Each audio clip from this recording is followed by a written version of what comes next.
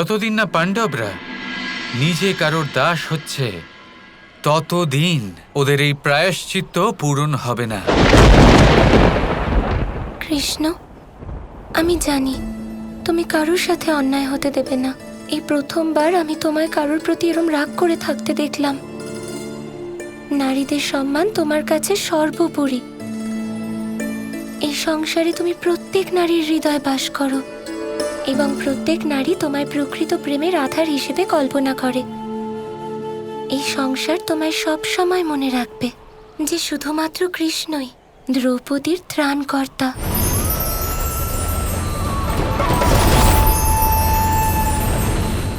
যে দুর্গম বনে একদিনও কাটানো পাণ্ডবদের জন্য কষ্টকর, সেই দুর্গম বনে পাণ্ডবরা 12 বছর নিষ্ঠা সহ পার করে দিলেন, কিন্তু আজও তুমি ওনাদের ক্ষমা করতে পারলে না। আমি জানতাম না তুমি এত পাষাণ হৃদয়ের। দ্রৌপদী ওনাদের সাথে কত কষ্ট ভোগ করছে। দ্রৌপদী কষ্ট ভোগ করছে না রাধা, নিজের কর্মের দ্বারা নিজের ভবিষ্যৎ রচনা করছে। এই পথ ও নিজে নির্বাচন করেছে, আর ওর এই সংকল্প ইতিহাসে অবশ্যই স্থান পাবে। আর ইতিহাস এটাও অবশ্যই মনে রাখবে, যারা নারীকে সম্মান করতে পারে না, তাদের সম্মান রক্ষা করতে পারে না, কৃষ্ণ তাদের এত তাড়াতাড়ি ক্ষমাও করতে পারে না। কিন্তু কৃষ্ণ, কখন আসবে সেই মুহূর্ত যখন পাণ্ডবরা কষ্টমুক্ত হবেন? প্রকৃতি প্রত্যেক মানুষকে নিজের ভাগ্য, নিজের ভবিষ্যৎ বদলানোর একটা সুযোগ অবশ্যই দেয়। সেই সুযোগ পাণ্ডবরাও পাবে।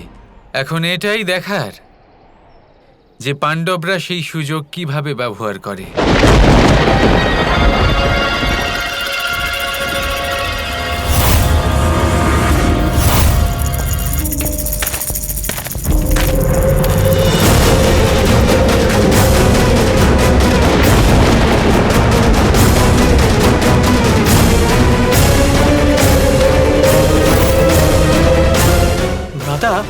মনে হচ্ছে একদল মানুষ আমাদের দিকে আসছেন। আমাদের সতর্ক থাকতে হবে।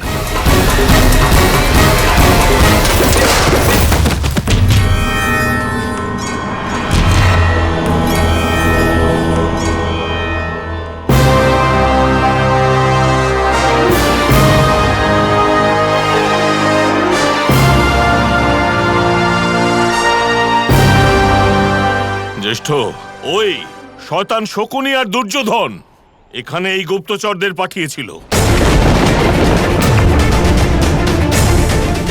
হ্যাঁ, আমার মনে হচ্ছে দুর্যোধন এখনো আমাদের সাথে শত্রুতা করছে।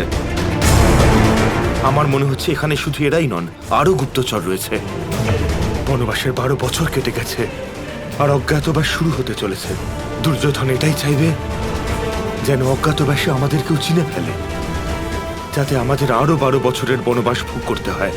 আমাদের আত্মগোপন করতে হবে। কিন্তু জ্যেষ্ঠ, এটা এত সরল হবে না। আমার দেহের আকার এতটাই বড়, যদি কোথাও লুকোইও কেউ না কেউ চিনেই ফেলবে। আর দ্রৌপদী হলো বিশ্ব প্রসিদ্ধ সুন্দরী, তার সাথে তোমার আর অর্জুনের খ্যাতি সারা বিশ্ব জানে। আর নকুল সহদেবের এতটাই তেজ আর রূপ যে খুব সহজেই চিনে ফেলবে। হ্যাঁ ভীম, আমি শেষ কয়েকদিন ধরে এটাই ভাবছিলাম যে অজ্ঞাতবাসের জন্য আমাদের এমন এক রাজ্যে আশ্রয় নিতে হবে যেটা দুর্যোধনের দৃষ্টি থেকে দূরে হবে। আমার মনে হয় আমাদের মৎস্য প্রদেশে যাওয়া উচিত। ওটা খুব ছোট একটা রাজ্য, আর ওখানকার রাজা বিরাটের অস্তিত্ব হলো দুর্যোধনের কাছে খুবই তুচ্ছ। আমার মনে হয় আপনার পরামর্শ উপযুক্ত, কিন্তু ভ্রাতা ভীম যা বলছেন সেটাও অত্যন্ত সত্যি। ওখানেও কেউ না কেউ আমাদের চিনেই ফেলবেন। খুব ভালো হতো যদি শ্রীকৃষ্ণ আমাদের পথ দেখাতেন। পথ দেখানো হলো আমার কর্তব্য, সেই পথে চলা বা না চলা সিদ্ধান্ত আপনার। মাধব আমাদের সাথেই আছেন। মানে? একটা উপায় হতে পারে।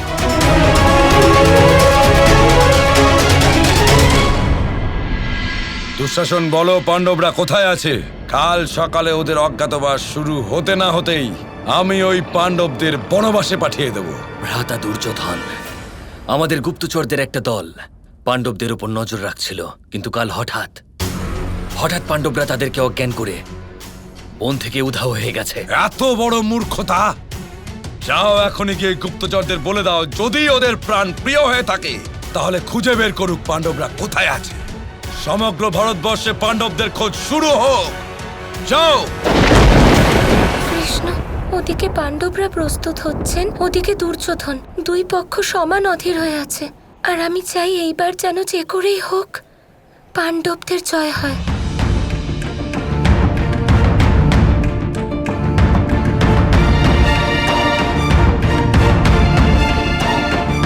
তুমি কোথায় যাচ্ছ?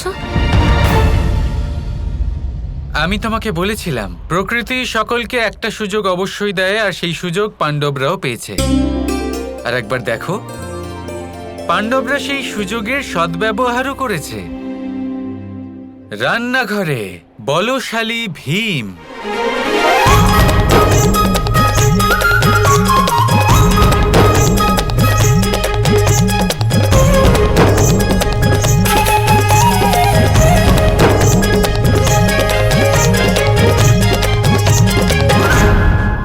দরবারে যুধিষ্ঠির, মহাজ্ঞানী কঙ্ক, মহারাজের পরামর্শদাতা।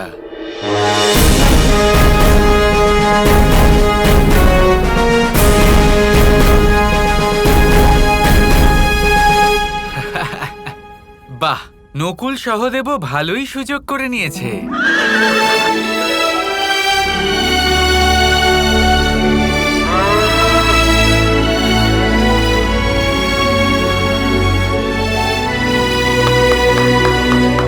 অসাধারণ। ওদিকে রাজকুমারী উত্তরার কাছে অর্জুন বৃহন্নলা সেজে নৃত্য প্রশিক্ষণ করাচ্ছে। ওহো হো।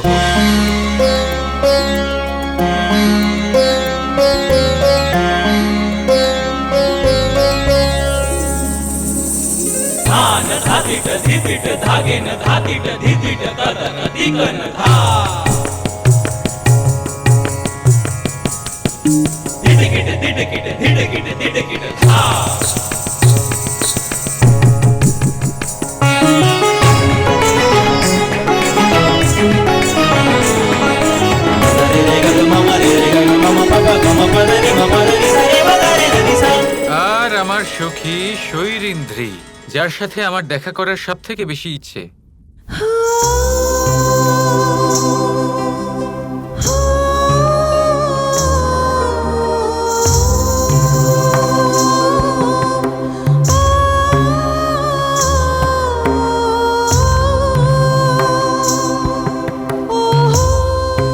শৈরিন্দ্রী, তুমি এত সুন্দরী, তোমার এখনো বিবাহ হয়নি?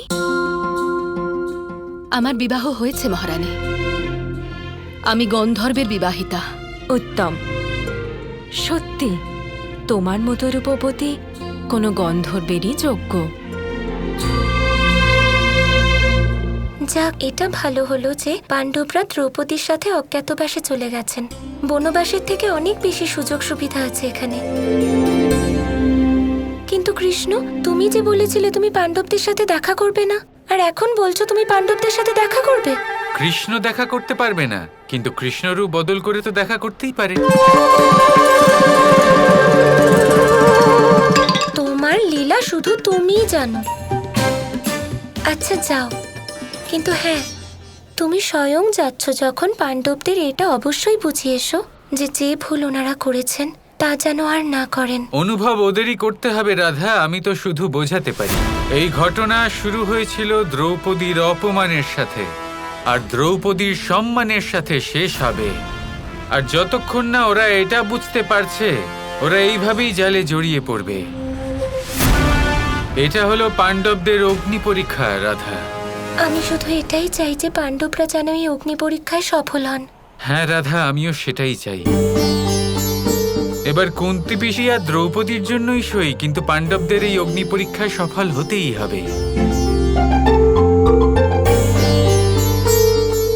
আচ্ছা, এটা বলো যে পাণ্ডবদের সাথে দেখা করার জন্য কি রূপ ধারণ করবে?